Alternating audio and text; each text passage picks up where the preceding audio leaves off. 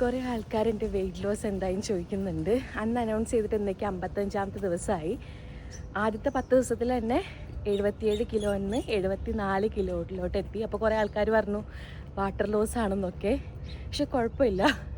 കുറച്ച് ദിവസം കഴിഞ്ഞപ്പോൾ എൻ്റെ വർക്കൗട്ട് ചെയ്യുന്നത് നിന്നു കേട്ടോ. അതിൻ്റെ മെയിൻ കാരണം ഉറക്കം ശരിയാവാത്തതുകൊണ്ടാണ്. 5 മണിക്കോ 5:30 എണീറ്റ് ഞാൻ പിന്നീട് 8 മണിക്കൊക്കെ എണീറ്റുണ്ടായിരുന്നത്. അപ്പോൾ പിന്നെ വർക്കൗട്ട് ചെയ്യാൻ പിന്നെ ഭയങ്കര മടിയായിരിക്കും.